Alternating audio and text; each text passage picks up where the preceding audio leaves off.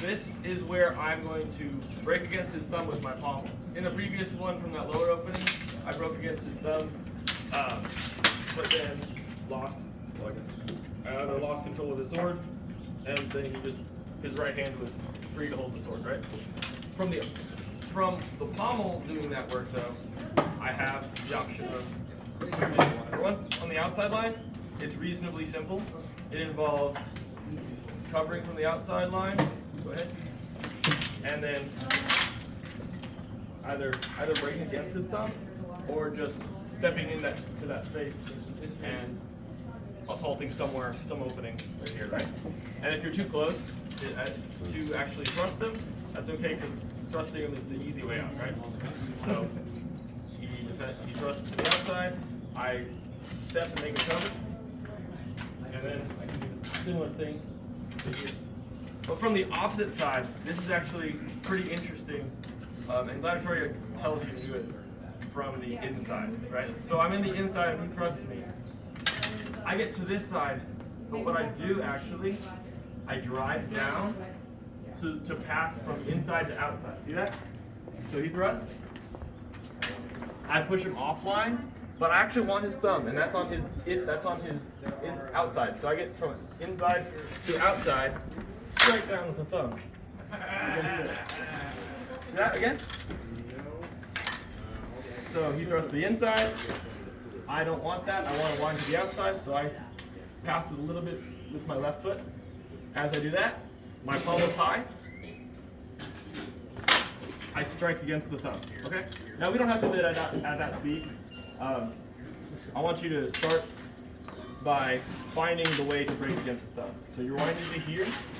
This momentum will help you once you've got it. But for now, I want you to place and see if your opponent can hold against the thumb. Okay? So don't do that full wind up to strike against the thumb because that can bash the thumb pretty good. For now, while you're learning it, I want you to practice that transition without having that opening. Right? You don't want to pass between their line as you step into their point or anything, right? First, you clear their sword underneath, then the pommel finds that opening. Okay, I can step in whatever case I need to. I could pass with my right foot like I just did there, depending on distance. But what happens there is I just made my foot get hit with his own sword, right? So in actuality, if I step to my left, I'm a lot clearer of that. So my left foot moves as I strike, and I'm offline enough that I probably just bear the point on him. I have an opening somewhere, and if I don't, his armor's good enough that I can hit him, right? His armor's so covering that I can't even get any target from here. So that's okay. I have his opening, okay? So keep that in mind when you're ending your position.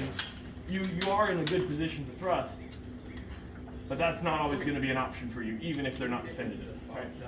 So, and from the outside again, this is a lot easier, but a lot different still. It's a lot fewer steps.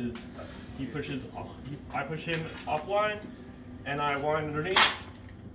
I do the same thing. Okay? So in this case, outside line, I just want to find that strike. Okay? But again, let's not apply these at full speed yet. If your opponent wants to, you can, but find that, create that opening, and then try to break against their thumb. Remember, the opening of their thumb is the part that you have to strike against. If you strike against the wrong angle, all that'll do is make it so that they still hold on to their sword, because the weakness is only between the finger and the thumb. Okay. All right, go ahead and pair up.